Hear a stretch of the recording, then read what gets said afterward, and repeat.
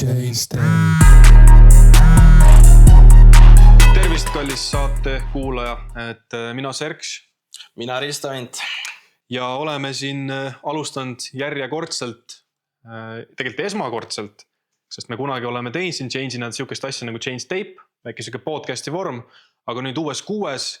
Ja ma arvan, et kes veel õigem inimene, keda meile esimesse saatesse tuua kui Ricochet. Tere tulemast sulle. Tervist, poisid, tervist. No tervist, Ricochet. Alustame selle klassikalise küsimusega, et kus kohast artisti nime said? Kunagi, no Rico on päris nimi. Ja siis sealt aretasin, leidsin definitsiooni, et Ricochet on mingi põrge vastulöök. Siis ma mõtlesin, et jube kaval oleks panna enda kui autori nimeks Ricochet, et ma siis peegeldan ühiskonda vastu 3. põrkest. No kuidas sa ise tunned, kas sa täna oled pigem Rico või oled Ricochet? Praegu on siuke poeetilise printsi era. Et Ricost sai Ricochet ja Ricochetist sai poeetiline prints. Et praegu on poeetiline prints. Mis nende üldse vahe on? Poeetiline prints on rohkem nagu siuke sügavam ego mul, kus ma saan süvitsi minna oma selle maailmaga, mida ma tahan teistele näidata. Ja noh, selles mõttes, et Ricochet on ju tegelikult, kui su muusikat kuulata, siis see ei ole sinu mingisugune karakter, et seal on, mis sa räägid, asjades, millest sa räägid, on tegelikult päris tõesed. Selles mõttes, et Selles on sul õigus, jah. Või noh, selles mõttes, et ma ei tea, et räägi mu meile, et kui tõene see kõik seal on. Kindlasti kõik on tõene. Ma olen nagu esimesest päevast endale öelnud, et ma ei saa teha loomingut, mis ei ole tõene. Et on küll kõik mu looming on päris. Aga äkki läheme alustuseks päris algusesse, et no ma arvan, et esimesel päeval sa päris Ricochetina ei sündinud, et nii palju kui minul siin taustainfot on, siis Põlvast pärit, aga üsna varases eas ikkagi pealinna poole tee leidsid. Kui erinev see elu üldse oli? Totaalselt teistsugune. Koht, kus ma pärit olen, Põlva, väga väike, seal ei ole ikka veel foori, kui ma õigesti ütlen praegu. Ja tohutult vaikne koht, aeglane koht võrreldes pealinnaga ja ma mäletan, kui ma kolisin Tallinnasse, see oli ikka tohutu muutus. Et ma arvan, et kõik, kes Põlvast pärit on või Põlvas elavad, siis vähegi saavad aru sellest suurest muutusest, mis pealinnaga on, et siin on ikka kiire ja kõik jooksevad kogu aeg kuhugi. Musta lamba albumit. Mulle meenub üks lugu ka, kus oli, et teistel on teistsugused mänguasjad kui sul. Mingi taoline lause. Kas oli või mis see nii-öelda kõige konkreetsem erinevus oli? Võib-olla mida sa välja oskad tuua? Noh, eks ma ikka olen sattunud sõprusringkondadesse, kus inimestel on nii-öelda perekonna poolt kaasa antud finantsiline stabiilsus, mida minu perekonnas ei olnud kaasa antud. Ja ma arvan ikka need asjad ja raha. Ma mäletan esimest korda, kui ma koolis parim sõber sai päkapikult, sai korda iPod Nano. Ma sain Kinder šokolaadi. Ma sain heal juhul nagu jõuludeks, jõuluvanalt selle iPod Nano. Aga mul sõber sai nagu päkapiku käest. Kuidas see üldse noores eas sind ennast mõjutas? Et tegelikult ilmselt julgen öelda, et me ikkagi tegelikult räägime nii-öelda ikkagi suuremast Eesti enamikust sellise loo näitel. Et kuidas see sind konkreetselt mõjutas? Et sellise tausta pealt tulemine või? Sellise tausta pealt tulemine. Ma ei tea, kas noores eas oli kuidagi, ma ei tea, ülevalt või alt üles vaatamine teiste suunas või et tundsid võib-olla ebaõiglust? Ebaõiglust kindlasti. Jah, selles suhtes, et kas lased mõjutada sellel nagu mina, siis see mõjutab sind. Ja ma arvan, et see on hea nagu maailmas, kus me nii pürgime, siis on suht halb start, kui sul on nagu liigselt palju asju olemas ja sa ei väärtusta seda. ja kui võrrelda siis sellega, kui sul ei ole nagu kaasa antud selliseid hüvesi ja see nagu motiveerib, kui teistel on ja siis sa nagu pead ise selle välja saama ja lõpuks sa oled uhke enda üle, et sa enda jaoks tegid midagi. On see tõsi, et osa su perest elab Itaalias? Osa perest elab Itaaliast, jah. Kuidas see sind mõjutab? Eks ikka on raske, mul on 3 väikest venda, et see on vist kõige raskem osa selle juures, et kui sa ikka väikseid vendi nii tihti ei näe, siis ta on siuke natuke depressiivne, et mina pean siin külmas igatsema neid, ja nemad on seal soojas. Aga soojas on ikka kergem igatseda kui külmas. Aga sa oled Itaalias ka elanud vähemalt mingisuguse aja, nii palju kui mina tean. Et Tallinn Eesti mõttes metropol, aga mis Itaalias sind ees ootas? Teres vend ongi see Nardwar. Kus sa tead? Kuidas sa tead? Olen küll elanud Itaalias, jah. Aastakes elasin Itaalias, kui ma olin vist 9. klassis. Põhikooli lõppu elasin aastakes Itaalias.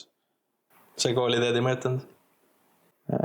Ma läksin Eestist ära niimoodi, et ma jäin Eestis koduõppele, nagu Eesti kooli koduõppele ja siis käisin ka seal füüsiliselt Itaalia koolis. Ma tegin nagu mõlemad samal ajal ja välja kukkus nii, et no mõlemad ei tulnud välja nagu. Aftermath oli see, et ma keerasin mõlemad perse. Aga mis sind Itaalias sees ootas? Et ma eeldan, et sa elasid perekonna juures, mis sellise asja tingis, et enne seda ju said Eestis kakkama, mis Itaalias viis? No pool perekonda lihtsalt kolis sinna sellel hetkel ja suht loogiline samm oli nagu kaasa minna, kuna vennad ja ema läksid sinna, siis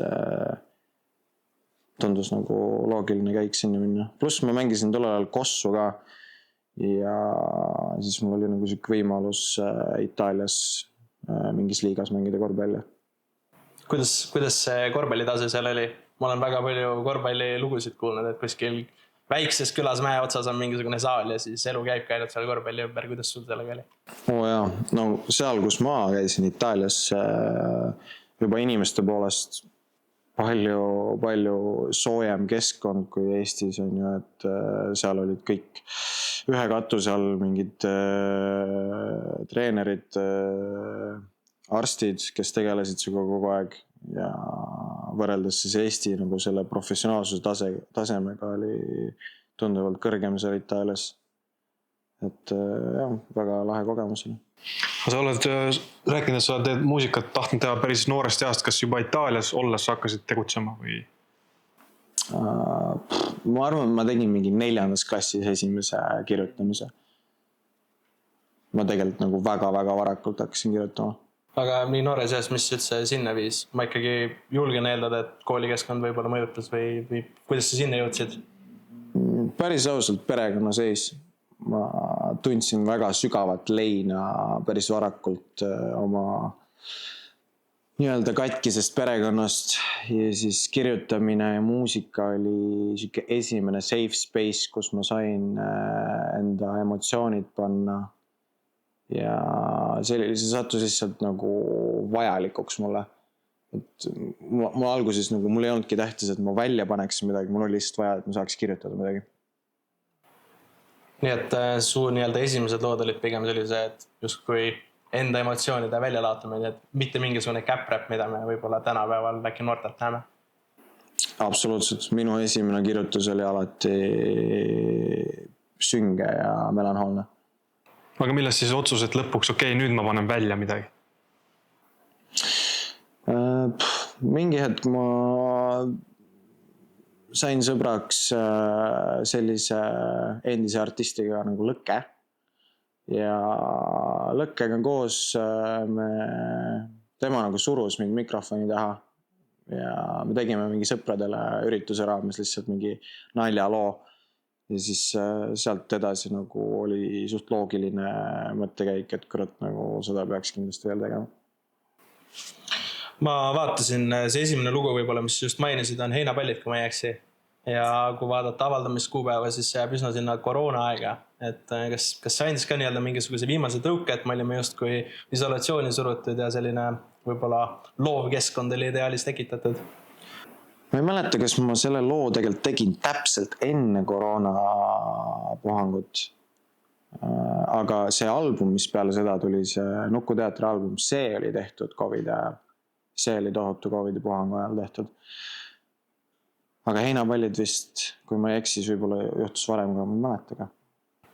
Sa ütlesid, et sa hakkasid üsna noores eas kirjutama ja see heinapallide lugu tuli 2020 välja. Et kui palju sellist sahtlematerjali sa tegid ennem seda, kui üldse midagi nii-öelda heinapallidena välja tuli? No ikka päris palju, ma arvan ikka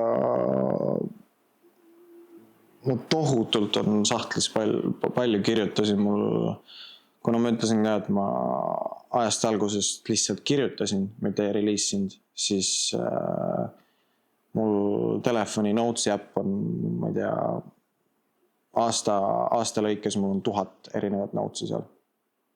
Et no ikka on sahtlis asju. Ma äkki jätkaksid su enda sõnadega. Sa oled öelnud, et teiste räpparite looming tundub sulle kohati pinnapealne. Millest sa enda loomingus üldse rääkida soovid? Mul on selline soov ja reegel enda suhtes, enda kunsti suhtes, et ma tahan nagu psühholoogilist kontsepti oma muusikaga arutada. Et ma saan aru, et see räpi wave hakkas pihta nagu hästi suurelt sellisest mumblist ja lihtsalt nagu helikõla pildi koha pealt, mis on fine, aga ma nagu kasvasin üles mingi Eminemi peal, mis on nagu tohutult lüüriline artist, kus on sügavus, kus on nagu karakter sees.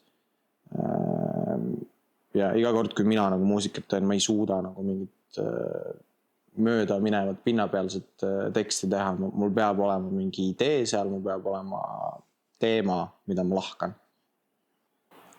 Kui palju sa enda teksti ümber kirjutad enne, kui sa päriselt mikri ette lähed? Olenevalt. Vahepeal juhtub nii, et on täpselt see, mis ma just praegu sellel hetkel teen. Ma ei pea üldse, mõned laulud mul on 5 minutiga tehtud. Ja vahepeal ma otsin kuid seda õiget kontsepti, mida ma alustasin tegemast ja siis alles mitu kuud hiljem nagu vormib see asi end pildiks. Kui sa seda muusikaasja nii-öelda alustasid vähemalt emotsioonide väljendamisega, mis sellest tänaseks päevaks saanud on? On see endiselt hobi, endiselt koht, kuhu sa põgened? On see töö tänapäeval? Ta on olnud mu peas sellel pikal teekonnal mitmes kohas, et mingi hetk ma sain lihtsalt finantsiliselt aru, et Eesti ei ole väga mingi koht, kus panustada kõik oma kastanid selle peale, et ma saaks muusikast elatud. Ja siis ma olen nagu paigutanud seda muusikat enda hinges edasi ja tagasi, aga praegu ma olen nagu siin kohal, et ma lihtsalt ei saa ilma. Ma ei ütle, et ta on mu põhiasi, ma ei ütle, et ta on mu hobi, ta on lihtsalt osa minust. Mul on jumala savi, mida ma teen, see on üks asi, mida ma niikuinii teen. Aga kuidas sa ise tunned, kas sa kirjutad rohkem asjast, mis tuleb seest poolt või rohkem välisest maailmast? Ma arvan, et ta algab nagu välismaailmast ja siis see ängst tekib minu sees, kuna maailm ei ole kunagi perfektne ja maailm ootab teisi muutmast reegleid ja sisukorda. Nii et see algab nagu välismaailmast ja siis ma ikkagist leian enda ideed midagi muuta, mingit mõttemaailma muuta ja siis niimoodi tekib minu looming. No kuidas see praktikas välja näeb? Et vaatad, et Tallinna linnapildis fooride sükkel ei matchi ja siis lähed koju ja mõtled, et no tegelikult mitte kusagil foori matchi ja siis hakkad tegema või kuidas see protsess välja näeb?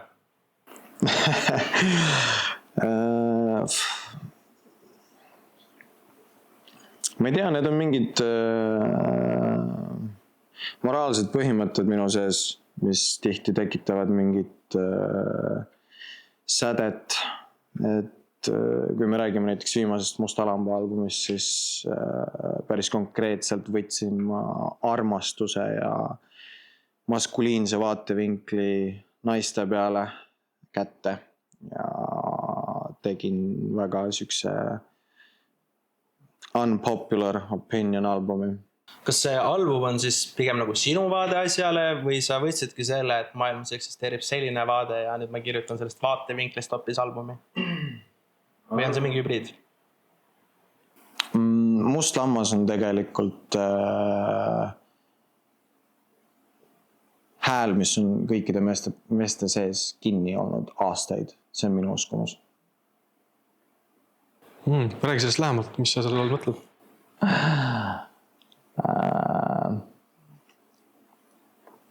No Must lammas räägib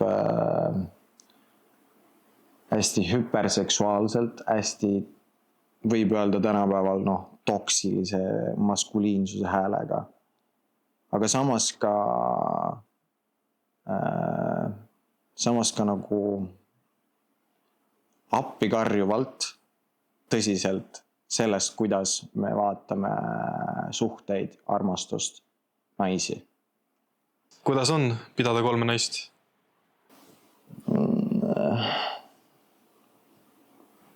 Magus. Ma tulen siit kaasa sellega mõttega, et... Sa oled nõus või? Ei, mina ei ole nõus, aga siin tehes eeltööd, rääkides Ricossetti sõpradega ja lastes küsides neilt, et kas neil oleks Ricossetile mõni küsimus, siis nemad küsisid, miks ainult 3? Ricosseti piir otsa, et rohkem ei jõudnud. Jah, see oli minu piir, et igal mehel omad piirid. Mul oli 3. Aga mis see kogemus on enda olemuselt? Kuidas sa seda tegid? Kuidas ma seda tegin? Sujuvalt.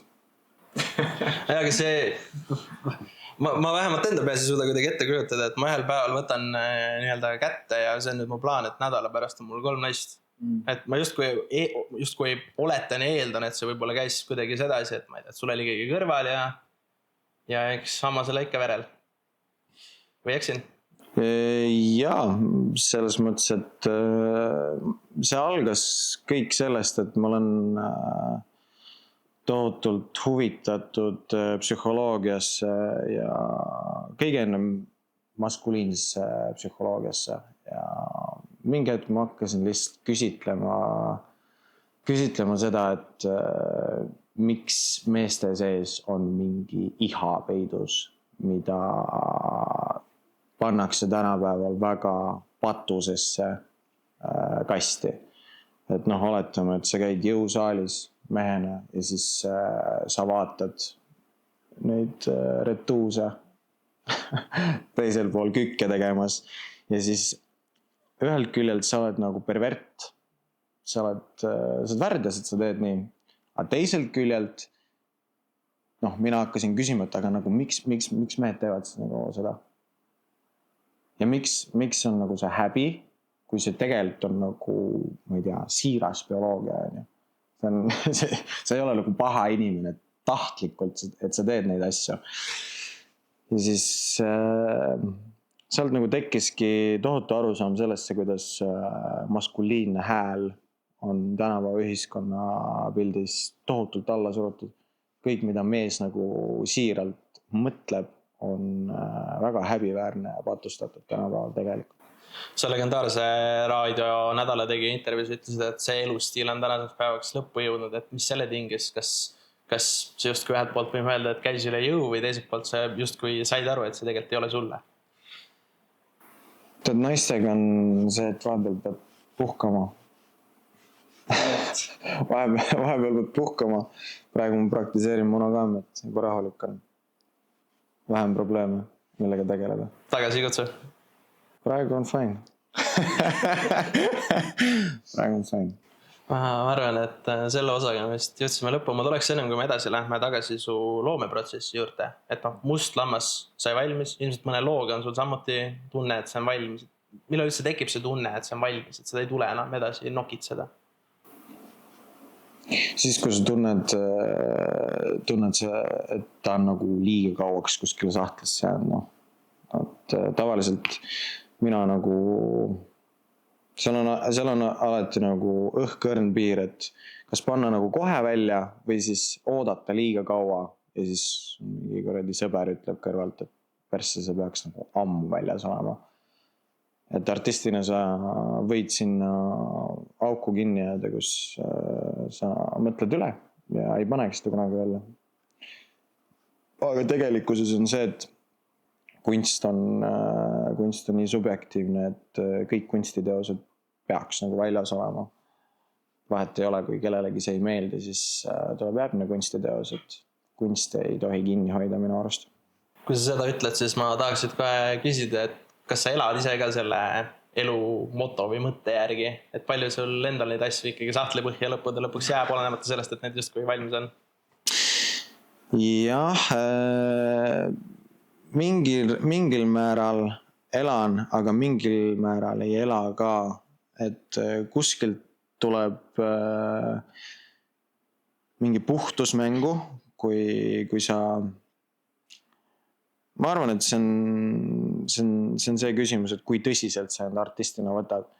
Et praegu, kui ma panin selle Musta lamba albumi välja, siis ma hakkasin nagu päris tõsiselt seda võtma ja mul tekkis nagu parem ülevaade sellele, mida ma päriselt tahan teha ja ma läksin süvitsi projektiga, et nüüd, kui ma mingit projekti teen, siis mul on nagu see visioon on suurem kui kunagi varem. Et nüüd ma ei pane nagu kõike välja, vaid ma mõtlen väga suuresti oma projekte läbi, enne kui ma neid välja panen. No sul oli ju Must lammas, oli ka päris pikalt sahtlis, et... Ta mingi aeg oli sahtlis, noh, see 3 aasta periood, kui ma tegin seda, siis võib öelda, et see oli sahtlis, aga nüüd 3 aastat hiljem ma ütlen, et see kõik oli lihtsalt üks suur protsess, et ma mingi hetk pidin selle tee ära kaotama ja siis mingi hetk ma pidin jälle täiega tagasi tulema ja siis see on lihtsalt kogu selle asja võlu, ma arvan, et sellepärast ma kutsungi seda enda kõige lahedamaks teoseks, sest ta võttis nii palju aega, ta võttis nii palju kurve sellel rajal ja selle eest ta on nagu nii täidlane teos ka. Muusikalainet jätkates, jällegi kuulates legendaarse raadio nädala tegija intervjuud, siis jäi natukene mulje, et mees nagu orkester ise, et lisaks sellele, et kirjutad ja oled emotsioone välja, filosofeerid, siis teed biite ka. Et Musta lamba albumi poole pealt jäi mulle silma, et 3 biite on vist Topsi omad, ülejäänud on su enda tehtud.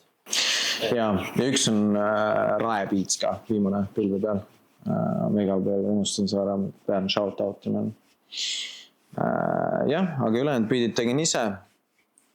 Ja põhjus suht lihtne, selles skenes on nii palju ühte laadi biite. Kõik teevad nii samasugust paska, et halb hakkab. Ja ma lihtsalt tundsin, et ma vajan enda loomeprotsessi seda värskust, et kui ma ise nagu teen tervet projekti koos biidiga, siis sellest tuleb autentne looming. Seal ei ole see, et enamus võtavad YouTube'ist biidi, räpivad peale. Aga nagu lõppude lõpuks see kõik kõlab ikkagi kuskil tagaajus täpselt samamoodi. Aga kui sa teed ise ja võib-olla katsetad kõlaliselt natuke laiemalt seda asja, siis need asjad tegelikult on need teosed, mis on hindamatud ja aeguvad poole paremini kui teised. Jah, tegelikult Reket ütles oma viimasel albumil ka, et 3 aastat kuulanud biite, mitte miski ei resoneerunud ja sina lihtsalt hakkasid ise biite omale tegema. Aga kirjelda seda biidi tegemise protsessi, millest sa alustad? Kas sul on mingi idee, mingi kõla, sa kuuled looduses mingeid hääli või peas mingeid hääli? Mul on nii, selle eelmise projektiga on nii erinevalt, et vahepeal vahepeal ma tegin ka YouTube'i beatile, rekordisin ära oma vokaali. Siis ma võtsin selle beat'i, tõmbasin prügikasti ja siis hakkasin erinevaid lihtsalt mingid sampleid sinna taha panema. Ja siis sealt sündisid mingid täiesti uued ideed. Näiteks ma ei tea, ma tegin terve laulu ära, seal oli mingi üks lause ja siis sinna taha käis mingi klaver ja siis mul tekkis tohutult uus idee. Ma kustasin terve laulu ära, aga ma jätsin selle 2 lause nüüd alles ja nüüd ma alustasin sealt maalt tervet uut laulu. Näiteks Poeetiline prints oli täpselt nii tehtud. Ma tegin ta tegelikult YouTube beatile, seal oli 2 lauset. Ma ei mäleta, mis laused olid. Mu esimesed laused vist, mis ma ütlen selles laulus. Ja siis selle pealt hakkasin beat ehitama. Ja tegelikult lõpp-produkt oli see, et see laul on ju üldse beat change'iga. Mõlemad beatid on ise tehtud. Ja sellest tuli minu arust üks albumi parimaid laule. Kas sa tunned ise ka, et see võib-olla annab sulle midagi selles osas juurde, et see justkui teeb sinust suurema muusiku, et vähelt poolt sa ütlesid, et see võib-olla justkui kergendab su elu, et sa saad selle teos ise täiesti nullist üles ehitada, see nagu ei pea olema kellegi raamides, aga kas sa tunned, et see kuidagi teeb sind ennast ka muusikuna paremaks, parendab edasi? Mina arvan, et teeb. Ma arvan, et see on isiklik kõigil, aga mina vaatan seda niimoodi, et 10-20 aasta pärast, kui ma olen juba vanem mees ja vaatan tagasi oma karjäärile, siis ma tunnen poole täidlasemat uhkust nende teost üle, mis ma läbi ja lõhki otsast algusest lõpuni ise tegin. No, isegi kuulan mingisuguseid lugusid ja ma saan teada, et artist on ise olnud ka produuser, minu meelest on väga impressive. Aga kas see võibki juhtuda, et see on sinu edasine praktika, et üldse mingit beat ise teha? Või kõik beatid üldse? Jah, nii või naa, selles suhtes, et ma austan ka väga teisi beatitegijaid, vahepeal tõesti nagu Tops on üks Eesti parimaid beatitegijaid. Midagi ei ole öelda. Ja vahepeal on nagu produuseri beat nii fucking hea, et see sütitab tohutu inspiratsiooni midagi teha sinna. Samamoodi Rae Beatsiga tohutult head beatid, et ma ei ütleks, et ma nüüd panen end sinna kasti, kus ma kõik teen ise. Et ma tahan kindlasti koostööd ka teha inimestega. Ma jätkan selle Planeet 13 looga, et keegi vaatab peale, et ikka päris monster teos tegelikult ju, üle 6 minuti pikk, et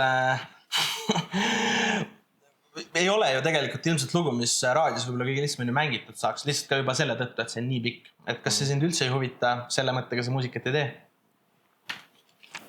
Jaa, fuck raadio nagu. See on nagu selles mõttes, et loome koha pealt minu jaoks on see, et sa ei tohiks kunagi alustada oma muusika tegemist selle koha pealt, et saada raadiosse. See on nagu hakkad kaalu langetama selle jaoks, et teha Instagrami postitus. Mida see tegelikult tähendab sulle? Sittagi. Kunst on sügav, see on väärtuslik. Et mina küll ei tee nagu selle mõttega, et ma tahan nüüd raadiosse saada. Ja lõpuks see 6-mindine laul sai ikka raadiosse. Aga nende pikkade lugude puhul see ei ole sulle esimene ju. Selles suhtes, et sa oled veel pikemaid lugusid teinud juba saate alguses ära mainitud Lõkkega koos on ka peaaegu 6-minutiline monster teos valmis saanud. Et kas sulle endale meeldibki neid pikemaid teoseid võib-olla isegi rohkem teha või kuidas sellega tunne on? Või lihtsalt on nii palju öelda, et see ei mahu sinna 3 minuti sisse, mida kõik taga jäävad? Selle Planeet 13-ga oli küll see, et ma oleks võinudki jääda nagu neid vörsse tegema ja ma ei võtnudki seda, kui ma seda tracki tegin, ma ei võtnud seda üldse niimoodi, et see on mingi laul või see on mingi muusika. Ma võtsin puhtalt niimoodi, et ma tahan nüüd siia laotada sõnu, mul on midagi rääkida, mul on jumala ükskõik, kui pikaks see venib, mul on vaja see siia välja saada. Et võiks öelda, totaalne nagu kunstipuhang oli sellel hetkel. Ma oleks tahtnud veel pikemat seda isegi teha. Kuidas ise vaatad sellele otsa? Et sina ütlesid, et see oli soov nii-öelda endast asju välja saada. Ma võib-olla siis küsin natuke provotseerivalt, et kas sa just vaatad ülevalt alla neile, kes ajavad neid raadiohitte taga, teevad 2-3 minutilisi lugusid, et sa tahaks rohkem sellist kunstilist väärtust näha ka inimeste kõrvalt enda ümber, kes teevad muusikat? Või see sind juhitab? Ma kunagi ikka vaatasin neid mingi pilguga, aga tead, ma leidsin mingi rahu enda sees sellega, et nad prolli vaatavad mind alt ülesse sellega, et mina suudan ausat kunsti teha. Selles suhtes, et mul ei ole midagi selle vastu, kui keegi üritab nagu mingit banger hitti teha, et raadiosse saada. Jumala fine. Ma arvan, et sihukest asja peab ka olema. Aga see, mida mina teen, sihukest asja peab ka olema. Ja ma võin olla see vend. Ma jätkaks tegelikult su albumi analüüsimist nii-öelda. Lugu, kui niimoodi võib öelda, armastus. See on pigem selline sügavamõtteline tekst. Võib-olla iga kord, kui sa uuesti kuulad, võib-olla leiad mingi uue tahu. Aga kelle armastusest me räägime seal, Riko? Kas armastus läks kaotsi? On see mingisugune enda vaade sellele? Jaa, see on suuresti üks esimesi projekte, kust alates ma nägin, et sellest saab lahe album. Ma olin siin samas Raplas stuudios ja tegin laule ja kõrval toas oli siis Sten-Olle, kes oli siis minuga võrreldes vanem härra ja ma olin just saanud mingi loo armastusest valmis ja siis ma mõtlesin, et kurat, huvitav idee, kui ma kutsuks nagu kellegi nagu võõra siia stuudiosse midagi ütlema. Ma ei tea, kust mul see idee tuli. Mul lihtsalt, ma armastan skitte ja ma armastan mingid, kui albumitel on nagu mingid skitid, mis on huvitav kuulata. Ja siis ma leidsin, et Sten-Olle on teises toas. Mina selle mehega ei olnud varem nagu üldse tutvust teinud. Ja ma läksingi ta juurde ja küsisin, et kuule, et vitsid, tule lindista, mis on armastus sinu arust. Ja ta tuli, ta võttis natuke aega, kirjutas, mõtles selle peale ja siis ta lihtsalt luges peale. Ja ma juba teadsin, et ükskõik see tekst, mis tal tuleb, oi, ma lähen koju ja hakkan produtseerima sinna taha mingit muusikat. Ja tegelikult see Sten-Olle tekst on seal pikem. Ma lõikasin ta ära ülimagusa koha pealt, kus ta ütleb, et see armastus ei ole sina, vaata. Ja siis hakkab järgmine track. Tegelikult ta ütleb sinna taha veel, et see armastus on meie vahel, ta on lihtsalt nähtamatu. Ja kogu see skit tegelikult räägib üldse armastuse definitsioonist. Mis on armastus? See räägibki sellest, et armastus ei ole mingi kindel inimene, vaid armastus on mingi asi kahe inimese vahel. Kui väga see su enda armastuse definitsiooni ühtib? Näed sa armastust teistmoodi või pani see mees pihta? Ma arvan, et mees sai väga hästi pihta. Ja ta andis mulle nagu, ma nägin selles tekstis, ma kuulasin seda, ma olin nagu nii hämmingus. Ma läksin koju ja miski pärast mul nagu hakkas tööle see natuke siuke horror muusika, mis ma sinna taha panin. Ta on siuke hästi siuke sünge. Ja sest mina nägin see Sten-Olle jutus tegelikult karmi tõde, et armastus ei olegi keegi päris inimene. Tema tegelikult rääkis seda täiesti teisest perspektiivist. Tema rääkis väga siirast kohast seda, aga ma lisasin enda nagu sünguse sinna sisse, sest mina nägin, et see on mingi reaalsus, mida keegi ei viitsi vaadata, keegi ei julge vaadata. Ja sellepärast seal on see sünge muusika taga ja kokku ta annab siukse mega hea elamuse minu arust. Jah, sa rääkisid, et armastus ei ole meie, see on meie vahel. Armastus ei ole füüsilist vormi, mateeriat, aga millal sa viimati seda armastust tundsid? Täna hommikul. See on armastus on minu jaoks üle hinnatud tunne tänapäeval, et kõik nagu hullult otsivad taga. See on igal pool nagu. see on minu ja mu sõbra vahel, kui me öösiti voice message'i saadame ja reels'i saadame. See ongi armastus nagu. Ma tulen võib-olla 180 kraadi tunde juurde. Tsiteerin jällegi, kas sa kuuled, kui väli on vaikus? Ma ise olen öelnud, et siis kui su ümber on inimesed ja elu on elu hästi lihtne. Kuniks nad kaovad, tekib vaikus. Riko, mis sind vaikuses ootab? On see valus?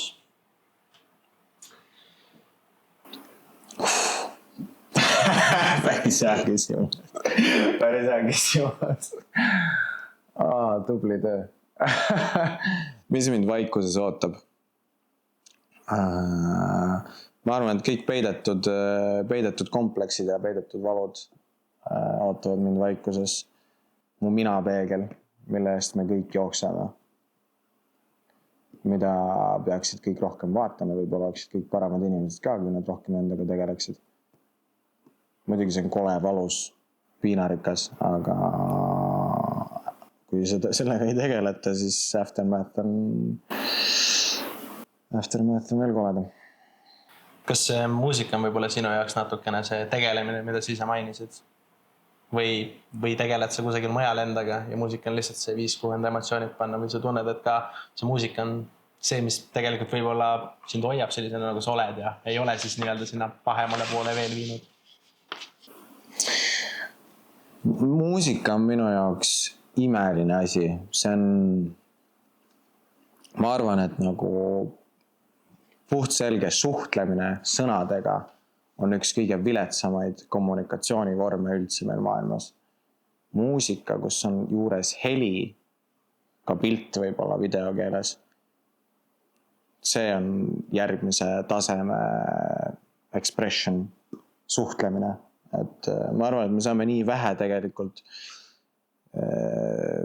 veidrate inimestena, nagu me oleme siin maailmas suhelda lihtsalt sõnadega, aga muusikaga sa võid anda kellelegi õnne ja kellelegi halba tuju ühe sama teosega. Et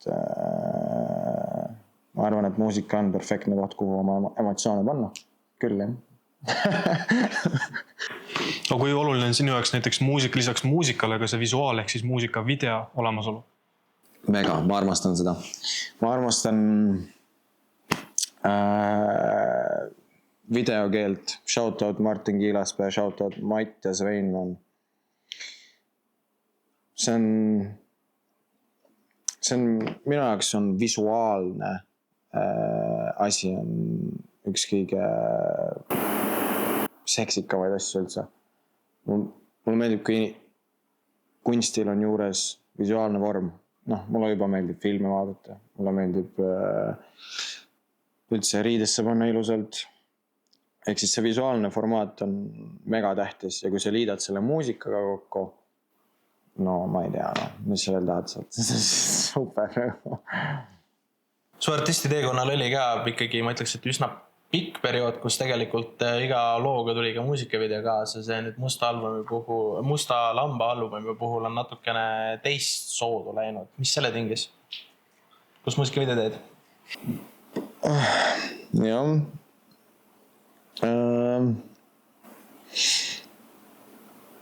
Kuna muusikavideosi ma ei tee ise ja selleks on vaja teisi inimesi, siis tõtt-öelda ma arvan, et selle Musta lamba loomise ajal ma sattusingi kuhugi väga sügavasse isolatsiooni ja ma lõppude lõpuks ei saanud ise ka aru, kui väga ma suhtlesin teiste inimestega. Eks ma isegi reach out inud ühelegi videograafile, et ma tahaks midagi teha. Et see jäi kahjuks niimoodi, et ta oli isiklikult väga sügav looming ja sinna taha siis jäid muusikavideod samuti. Aga ühe sai tehtud ikka Mattiasega.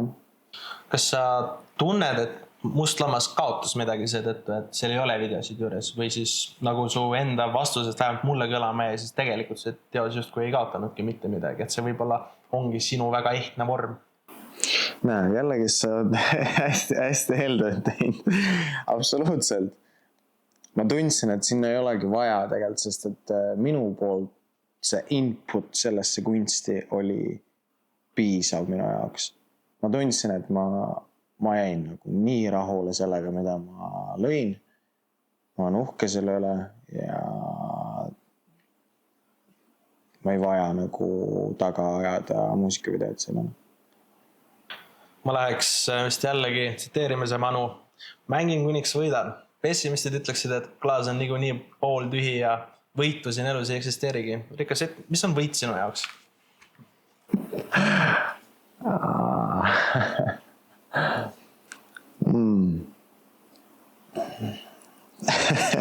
Võit võib erinevaid asju tähendada.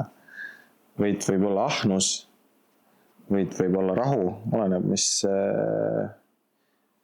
ta tähendab, aga seda sa küsisidki, et mis ta minu jaoks tähendab. Ma arvan, et minu jaoks võit on see, kui ma olen iseendaga rahul.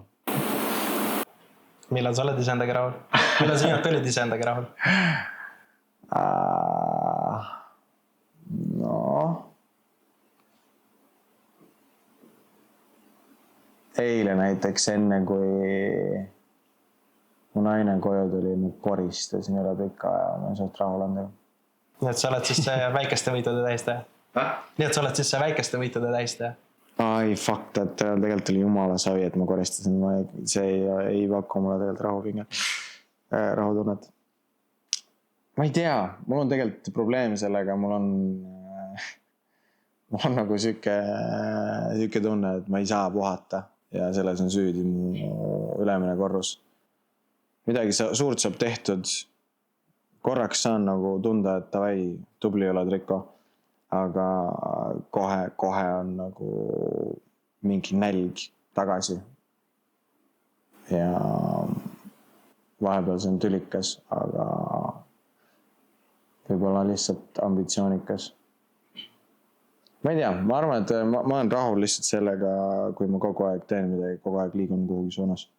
Ma arvan, et sa ei ole sellest tundes üldse üksinda. Ma arvan, et kui täna lahtiste silmadega ringi ühiskonnas vaadata, siis väga paljud tunnevad seda tunnet, et kogu aeg tuleb kuhugi poole joosta. Kas seda on liiga palju? Väga hea küsimus, Rista. Kindlasti on.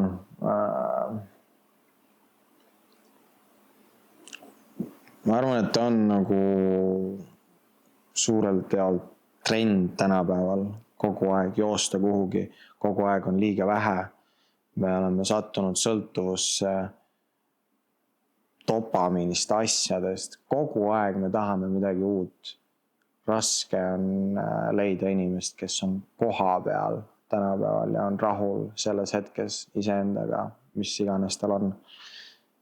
Nii et ma ütleks küll, et tegelikult me kõik oleme täiesti peata kanad, jookseme ringi. No sa ise tegelikult oled ju Põlvast pärit, ma olen näiteks Räpinast ja kui sa Tallinnasse tulid, et kiirem elu, et kas sa tunned, et see kiire elu on sind mõjutanud või sa oled suutnud jääda rohkem niimoodi ka hetkesse kohati?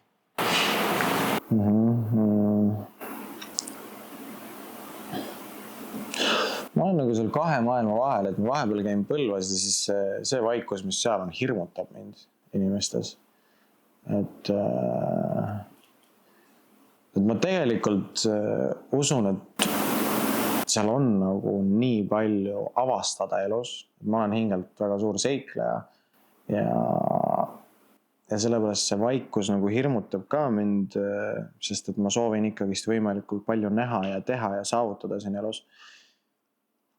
Et võib-olla kõige suurem võti selle juures ongi lihtsalt balanss leida. Et mõnele võib-olla sobibki vaikus rohkem ja mõnele sobib siis asjade saavutamine, aga praegu ma arvan, et meie vanuses inimesed peaks niikuinii jooksma. Ka kuhu sa jooksed? No, jooksen ikka võidu poole. Võidu poole, raha poole, Eesti muusikaauhindade poole. Me jõuame sinna.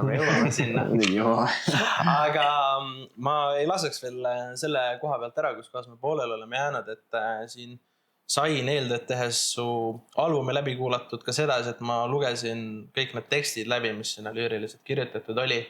Ja kui öösiti laulu kuulata, siis laulus on viide sellele, et sa oled siin elus üsna palju asju ka tuksi keeranud. Mida sa enim kahetsed neist? Mida ma enim kahetsesin või? täitsa perses, kus vend on küsimusi teinud. Ossa.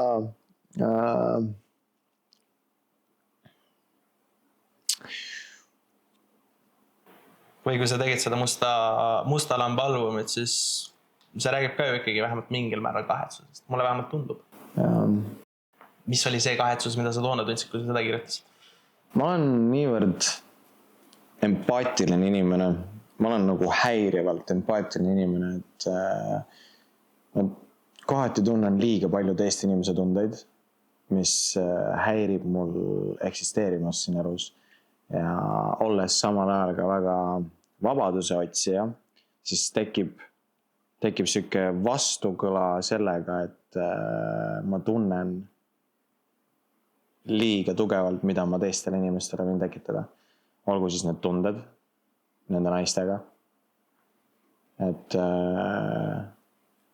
kohati ma olen nii tugevalt empaatiline, et ma kahetsen mingit valu, mida minu tõde võib tekitada teistele. Ja mulle endiselt meeldib sõnadest kinni hoida, sellepärast, et härga sarvest meest sõnast. Alustame võib-olla sellise jällegi defineeriva küsimusega, et Nurgakivi laulus sa ütled, et sa võid olla ja olla siis nii-öelda see mees, keda justkui see teine pool tahtma peaks. Mida üldse mees tänapäeval sinu jaoks tähendab? Mida minu jaoks mees tähendab? Mida sinu jaoks mees tähendab? Kuidas sa ära räämiksid? No, leiame siia mingi hea võrdluse. Kurat, mu emal oleks ülihea ütlus selle kohta, ma lihtsalt endale ei tule. Ma tahaks öelda mingi kas sarvedeta pull või püksteta seelik või ütleme nii, et arvamuseta pehmo on tänapäeval suurejooneliselt on mees tänapäeval selline. No ma siis jätkan selle sisse võetud hooga juba. Jällegi küsimus kõlab umbes sedasi, et Rico, kui palju sinus peresa rolli on? Ma lähen jällegi tsiteerima. Me võiks saada lapse, ütle, kas ma olen hoos. Kas see on lihtsalt lause, mis kõlas hästi ja sobis sinna laulu või on Rico kusagil olemas see soov, et ma tahaks peresa olla? Absoluutselt. Ma tahaks palju lapsi saada. Ma arvan, et ma olen mega hea paps. Ma saan lastega hästi läbi. Mul on 3 väikest venda ja ma olin mingi 10, kui ma hakkasin hoidma ühte neist ja laste vastu pole mul midagi. Peale selle, et nagu kui on kellegi teise lapsed, siis ma väga ei viitsi tegeleda. Aga kui mu enda perekond on, siis on nagu fine. Kas see on lähituleviku plaan? On see natuke kaugemas tulevikus? See on huvitav küsimus. Ma olen palju oma sõbra Kaleviga ka jutustanud seda, et millal see hetk on, et sa oled valmis. Aga ma olen leidnud, et sa võib-olla ei olegi kunagi valmis selleks. Et see on lihtsalt mingi otsus, mis tuleb teha. Ja eks see otsus tuleb siis, kui ma selle langetan. Sa mõtlesid, et sul on 3 nooremat venda. Mis sa arvad, mis on sinu roll nende vendade ees? Ma arvan, et esimese pojana oma vendade ees perekonnas on alati võimalikult palju perse keerata ja võimalikult palju proovida lahendada asju, näidata siis kas või vigu, mida mitte teha või siis parandusi, mida teha ette. Paratamatult olla eeskuju on see roll. Tunned, et sa oled hea eeskuju? Ma ei ütle, et ma kõige paremaid otsuseid teen. Aga ma ütlen seda, et ma suhtlen nendega. Ma alati räägin läbi, olen aus ja ma annan enda parima nõuande neile. Isegi kui see mind ennast peab solvama. Aga kui me mängime korra nüüd mõttemänge edasi, kui Rico, su tütar peaks kunagi tulema sinu juurde jutuga, et vaata, et see on mu poiss ja see oleks nagu Rico täna. Mis sa oleksid sellest? Oi, magus. Ma ei tea, nii kaua, kui ma saan selle mehega kätt suruda ja ühe laua taga mõne õhtu võtta ja tagaaias mõne rüselusa maha pidada, siis on fine, ma arvan. Et kui ta selle vastu peab, siis on nagu roheline tuli. Aga nagu maga, kui üks silm lahti alati on. Olgu valvel.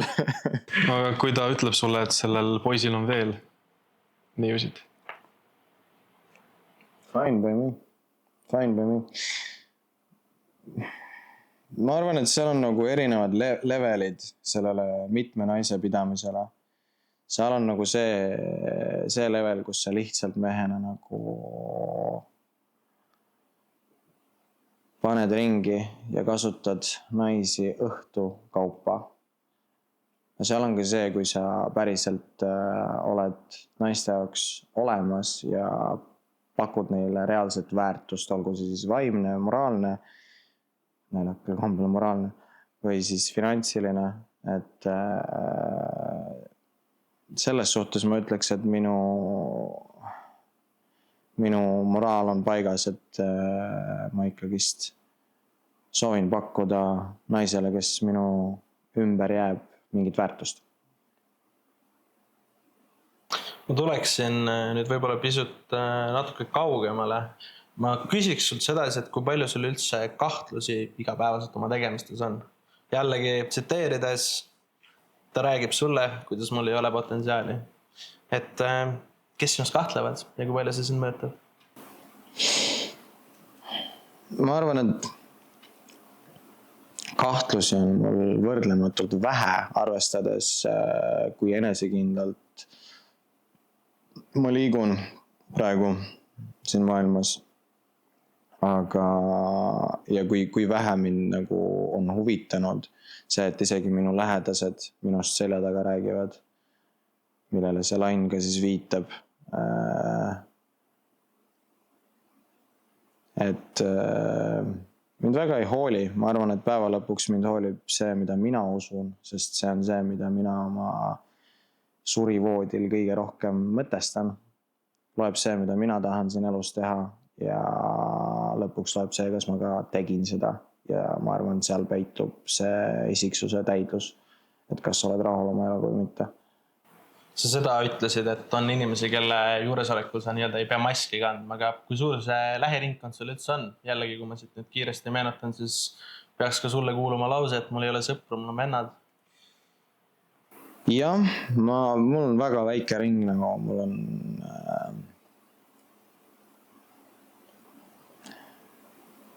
tõtt-öelda, ma tahaks öelda, et mul ei ole üldse inimesi. Mul on nagu, mu moraalne koht ütleb, et ma ei usalda kedagi kunagi nii palju, et ma annaksin kogu oma elu kellegi kätesse.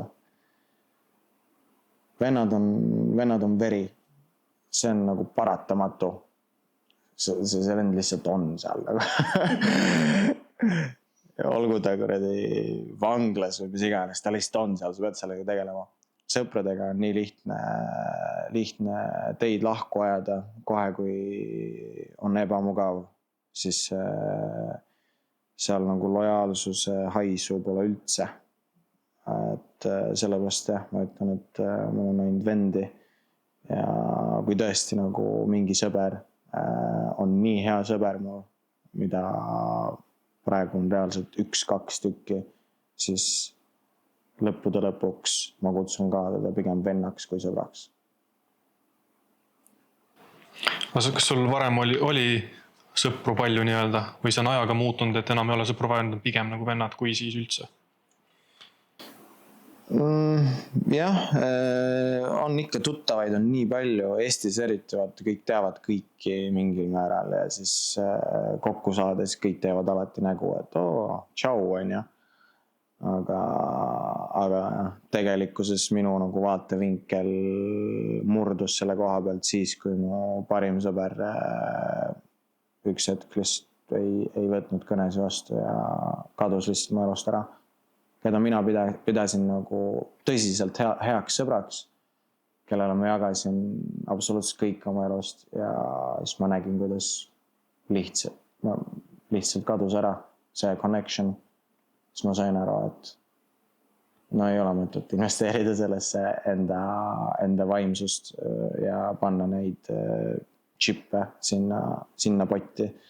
Et üks päev see vend on lihtsalt läinud. Aga see oli siis pigem selline pettumus üleüldse inimestes, mitte ainult selles ühes inimeses? See ei olnud ainult ühes inimeses, neid on mitu olnud märus. Et jah, mul on nagu siin elus olnud mitu sellist juhtumit, kus head sõbrad on järsku vastased või võõrad inimesed. No see ongi nüüd sinu jaoks siuke lõplik, et okei, nüüd aitab, et nüüd on liiga palju seda juhtunud, ma ei ole enam siuksel asjal avatud. Ma ei ütle, et ma nagu olen nagu tõrkjas uutele sõpradele.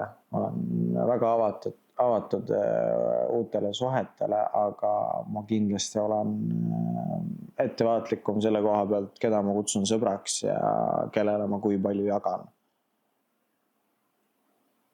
Kui palju peaks oma naisele jagama? Nii palju, kui sul häid asju on jagada. Kõik ülejäänud jätta enda lahendada. Ma arvan, mehena vähemalt. Aga millega sa muidu siis igapäevaselt tegeled?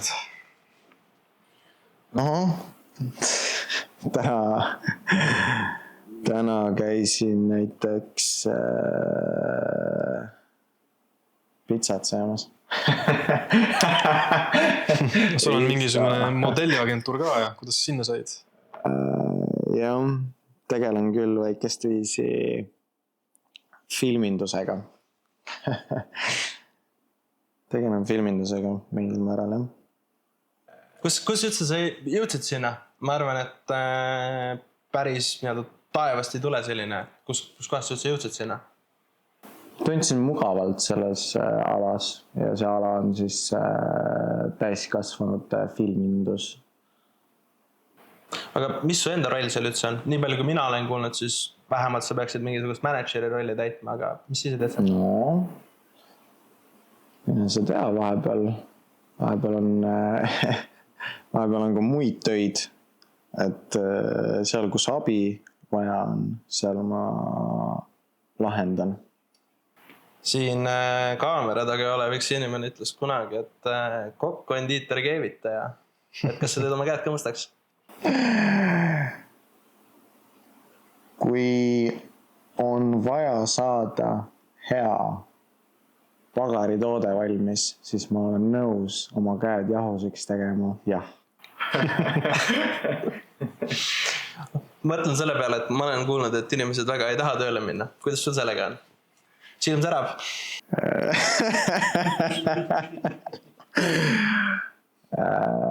Jah, ma arvan, et siis on lihtsalt vale töö valitud inimestel, kui ei taheta tööle minna.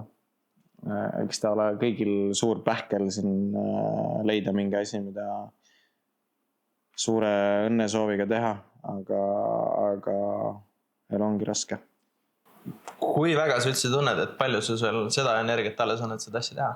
Et ma lihtsalt enda puhul tunnen seda, et tavaliselt minu asjad nagu piirduvad sellega, et maast aega panen normaalselt raketikütust ja siis ma kuidagi fade outin. Et kuidas sul on? On see selline pikemaegne projekt või? Mis asi siis? Täpsemalt? See modelliagentuuri asi. Et kas ühel hetkel justkui kaob ära või? Ma ei tea, ma praegu nagu, mulle tohutult meeldib see tegelikult. Ma soovin seda teha, ma tunnen, et see ei ole tehtud mul veel. Et ma kindlasti olen motiveeritud veel seda maastikku uurimast ja veel suuremat läbi löömast seal.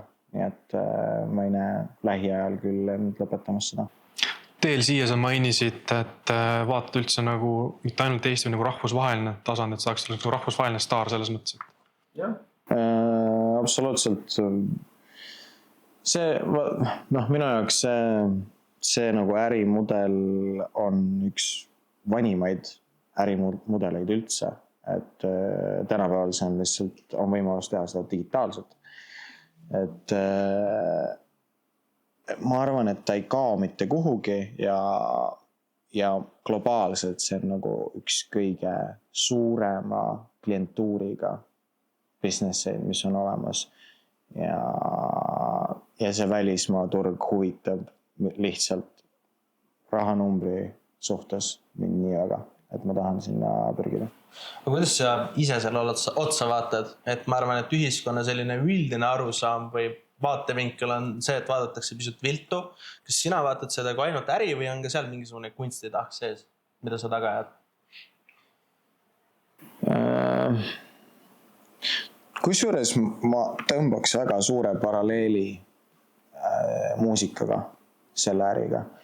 See on täpselt see, et inimesed vaatavad mingid muusikut lava peal ja nad vaatavad seda muusikut alati ka selle pilguga, et ma ei julgeks kunagi. Ja ma arvan, et selle pornograafiaga on täpselt samamoodi. Sest et kõik, statistika ju näitab, et te kõik vaatate. Sa ei tea. Statistika ütleb, et te kõik vaatate, nii et ma ei saa aru, kust kohast see viha nüüd järsku tuleb.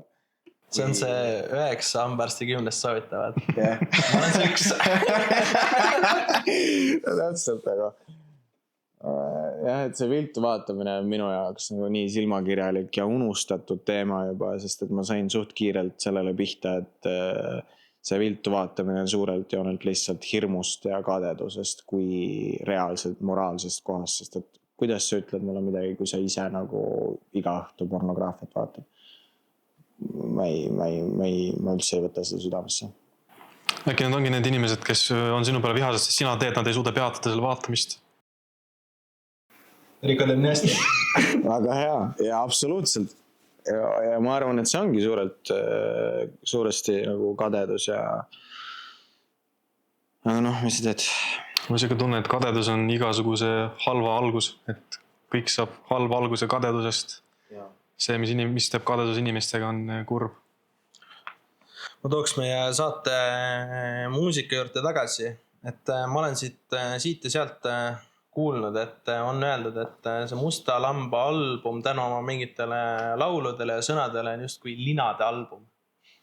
Kui väga sulle endale üldse korda läheb, mis inimesed sellest arvavad? Mis on see linade album või? Voodilinade album. Okei, päris hea. Ja mis see küsimus oli? Et kui väga sulle endale korda läheb see, mis inimesed su albumist arvavad? Et kas see on nagu pane selga vesi, et diiselrong on juba käima pandud ja seda enam ei peata või ikkagi sa võtad neid mingisuguseid torkeid enda pihta kuidagi ka hinge? Ma arvan, et mida rohkem arvamusi see album külge tõmbab, seda õnnelikum ma olen. Sest et ma tegin seda albumit täpselt selle põhjusega. Ma tahtsingi seda tähelepanu. Ma tahtsin torkida inimestes midagi, mida lihtsalt nad ei saa sellest mööda vaadata. See häirib neid. Mulle meeldib, kui ma häirin inimesi. Aga mis see tagasiside on? Et sa ütlesid, et inimesed ei saa sellest mööda vaadata, et kas nad kirjutavad sulle, et kuule üli head asja teed või et ma ikkagi sükest asja päris kuulata ei tahaks. Et milline see tagasiside on olnud? Ta on enamjaolt hea ja ma arvan, et seda halba vastukoja on ka, aga ma lihtsalt ei ole piisavalt hea turunduses, et ma suudaksin rohkem inimestele lusika peale panna seda ebamugavust, mis ma selle albumiga tegin. Et turundus on nagu üks koht, mida ma indie-artistina igapäevaselt oma peas läbi mõtlen, et kuidas seda siis paremini ja autentsemalt teha. Et praegu vastukaja tõesti nagu suurelt osalt positiivne. Ikka keegi kuskil on kommenteerinud, et on sitt, aga nagu sükest konstruktiivset kriitikat ma ei ole saanud. Me juba Eesti muusikaauhindadest rääkisime. Mis tunded sul sellega seoses on? Oleks pidanud Must Lammas olema seal? Kindlalt oleks pidanud olema. Nagu siiamaani ma arvan, et see on seal. See on niikuinii seal. aga ma ei tea, kas ma nagu keerasin ise veits perse selle release date'iga, sest et ma panin ta välja 2 päeva enne seda, kui žürii nagu lukustas oma uksed. Ja mul on siuke tunne, et nagu ta isegi ei saanud nagu võib-olla kellelegi nagu pähe ronida selle 2 päevaga. Et ma ei tea, mul ei ole nagu kellegilt väga küsida ka, et ma mõtlesin küsida, sest et Ameerikas nagu Grammydel on see, et see Musta Lamba album võiks isegi järgmise aasta nominatsioonides olla tegelikult. No selles suhtes, et üks album, mis seal ka oli natukene sedasi, et see oli 2024 tuld. Et äkki võiks, aga seal oli see, et see oli vist äkki 15 või 14 detsember nagu releasitud.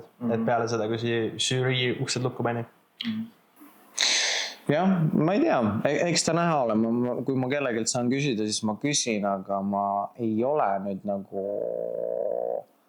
Kibestumast ei ole? Kibestumast ei ole, ma olen nii rahul selle albumiga, et noh, edaspidi te mõtlete, et Germo Murel oli Butthurt, ta ei saanud nominatsiooni, aga kui te nüüd edaspidi ka mu kuradi loomingul magate, siis vaadake, ma crash out normaalselt. Aga kui sa juba tulevikku vaatama hakkasid, su esimese 2 albumi vahele, mida sa küll vist ise päris albumiks nimetada ei taha, mõtlen siis Nukuteatrit ja COVID-21, jäi tegelikult üsna väike ajaaken. Siis oli suurem paus, nüüd tuli Mustlammas välja. Millal me 4. albumit näha saame? Töö käib? Töö käib. Ma ei tea. Ma olen suht heas kohas praegu oma loominguga. Praegu töötan tegelikult juba uue idee kallal ja ma arvan, et juba varsti on seda näha. Aga ma ei taha ka nagu kiirustada, et kunstiga on alati see, et ma ei taha nüüd teha nüüd uut projekti lihtsalt sellepärast, et ema nominatsioonidele saada. See ei ole kunagi minu nagu eesmärk. See on lihtsalt nagu mingi koht, kuhu ma niikuinii jõuan. Aga ma ei taha nüüd oma kunsti selle pealt looma hakata. Aga praegu jah, ma juba töötan uue projekti kallal ja samal ajal tegelen veel siis Musta Lamba promoga. Sa ütlesid, et sa sellepärast ei tee albumid ega lugusid, et kuhugi nii-öelda nomineeritud saada, aga kui väga sul on see surve, et eelmine asi peaks nii-öelda uus peaks eelmise üle trumpama? Nagu mul endal. Sul endal? Yeah. Et kui nüüd uus album tuleb, et see peab olema ilmtingimata parem kui Mustlammas? Ma ei vaata üldse niimoodi. Ma ei võrdleks 2 projekti mitte kunagi, sest et vaata, ma pean ennast selliseks artistiks, et iga kord, kui ma midagi teen, see on midagi nagu erakordset, midagi teistsugust. Ma ei tee enam sama asja. See Mustlammas on nii spetsiifiline kontsept, et ma ei teeks kunagi Mustlammas vol 2. Ma teen midagi täiesti teistsugust. Et ma ei hakka neid isegi võrdlema, see tuleb niikuinii parem kui, kas sama hea või parem nagu. Aga kes on näiteks sinu lähiringkonnas sinu suurim toetaja sinu tegevustes? Kas pereliikmed ongi need samused vennad?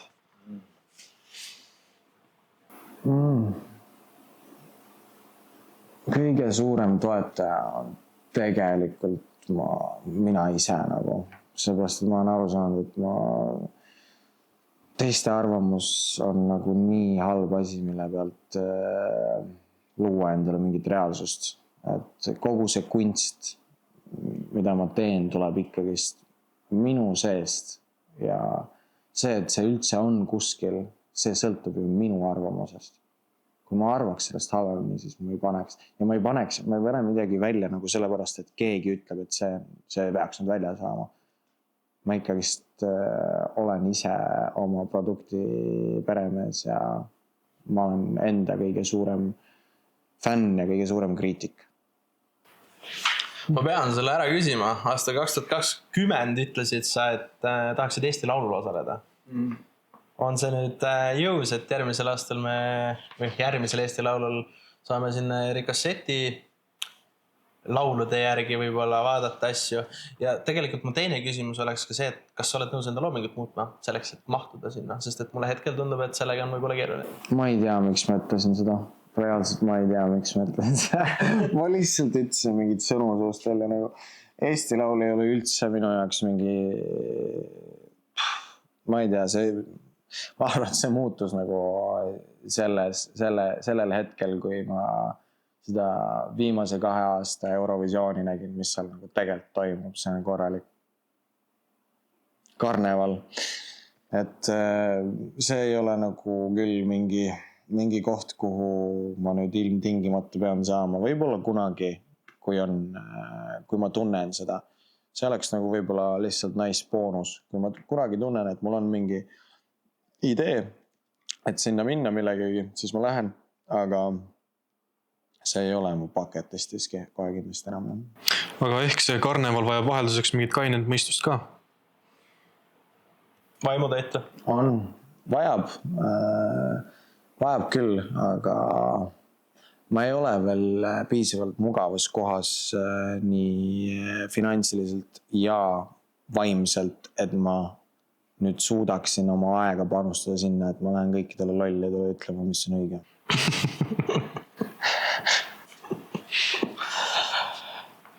Aga nüüd siin 6 aasta jooksul on sul endal ka tekkinud hetk, et kas sa oled endale öelnud, et miks ma seda teen?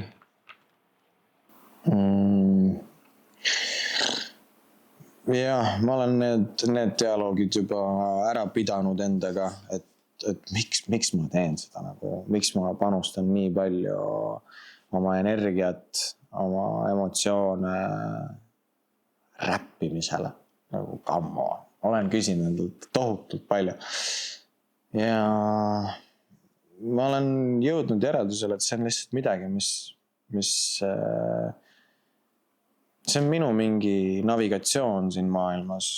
Täpselt samamoodi, nagu me ennist rääkisime, et mul on vaja lihtsalt oma emotsioone kuskile panna. Ja muusika on ideaalne koht, kus rääkida esiteks iseendaga ja teiseks teiste inimestega. Et minu sees on peidus tegelikult väga sügav ja psühholoogiline artikuleeritus, mida ma pean kuskil praktiseerima. Ja luule ja räppmuusika on see koht, kus ma tahan seda teha. Sa seda energiakulutust mainisid, aga kui sa täna peaks täiesti algusest alustama, kas sa teeksid midagi teistmoodi või see ongi see teekond? Väärtustad sa seda täna rohkem kui see, et oleks alguspunkt teine olnud, siis võib-olla me oleksime teises kohas ja räägiksime teisi jutte? Oleks alguspunkt teine olnud, poleks me siin praegu. Nii et ma väga pikalt ei viitsi mõelda sellele. Kõik on läinud nii, nagu on pidanud minema. Ma olen oma parima andnud, et olla siin, kus ma praegu olen. Ja mul ei ole mitte midagi muud teha, kui olla rahul sellega, kus ma praegu olen. Ja nüüd plaanida järgmisi samme. Okei, aga need järgmised sammud siis, et kui keegi sooviks sind laivis kuulata, kas hetkel on mõni kuupäev, mõni koht, mille välja hõigata? Jaa,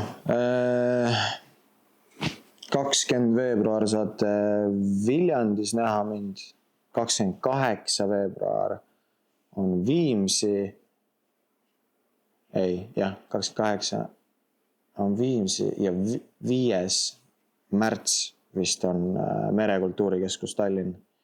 Ja kõik on siis Roger Andre stand-up tuur. Ma lähen teen endale sooja. Nendes 3 kuupäevas saab siis mind ka laval näha. Ja sellist üksikut isiklikku showd ma ei ole veel plaaninud. Et pulmades ei käi esinemas? Kas sa näeksid? Oleks väga omanäoline. Pulmas nurgakivid teen pornot näiteks. Et ma arvan, et pulmakeikad pole minu teha, jah. Et nende jaoks on teised inimesed. Et näiteks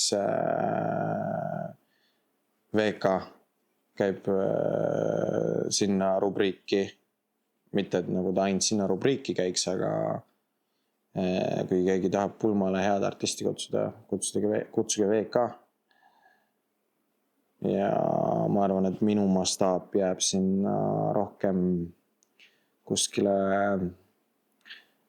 süngesse psühhokunsti. Et kui kuskil teatris või keegi klubis tahab kuulata, siis ma sobin nendesse formaatidesse paremini. ma küsiks siit lõpetuseks, et millest sa unistad just muusiku nii-öelda karjääri mõttes? Mis on see lava, kus sa tahaksid olla?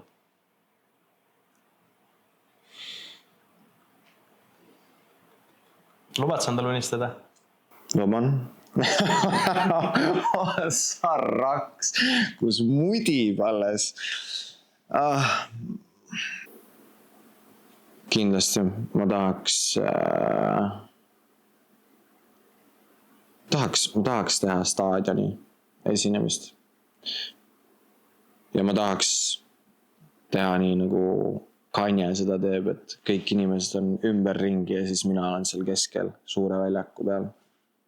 See tundub nagu minu tüüpi lava kunst, mida mina unistan. Sisuliselt Unibetil vist oled isegi teinud midagi sarnast. Ja see oli lahe. See oli reegelt lahe.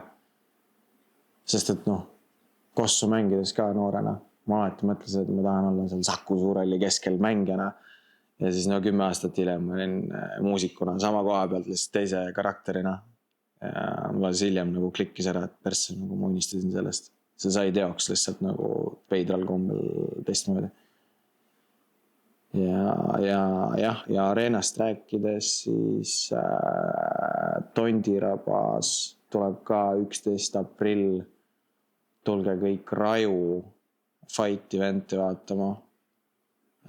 Seal ma võin ka täitsa kogemata puuris olla, aga mitte kaklemas, vaid mikrofoniga. No nende juttudega vist saame siit kokku tõmmata. Suure aitähi öelda Rico Ricochetile, et ta oma tee siia meie vastu tugitooli leidis.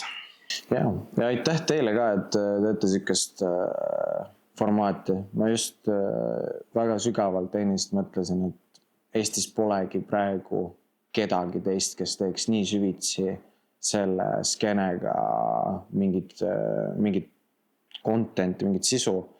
Et mina artistina olen mega tänulik teile. Ma arvan, et see on väga, väga tugev jalajälg, mida maha jätta siin Eestis. Olenevalt, sõltudes ka sellest, kui suureks see skeene kindlasti saab tulevikus. Et ma arvan, et Genka annab selle legendaarse nagi varsti teile üle ja teie kuradi panete edasi. Nii et väga tublid, et teete. Ma olen väga tänulik, et kutsusite ja vaatan edaspidi hoolega teile. Aitäh sulle ka ja muidugi lõppu anna ka mingisugused shout-outid oma mingisugustel linkidele Instad, et kus inimesed saavad siin followda, et sa mainisid siin turundust, et üritad ikka teha. Ja, Poeetiline Prints, Instagram, TikTok, Ricochet, Spotify, YouTube ja Pornhubis. Veel accounti pole, aga võib tulla, mida sa tea. Et rohkem ei olegi. See on hästi. Ma muidu oleks öelda, et nende tänusõnadega saame lõpetada, aga nüüd teil on Rico Handlerid olemas ja mingi visaki pilk peale.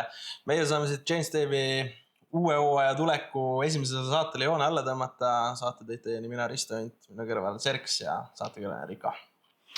Tšau! Aitäh!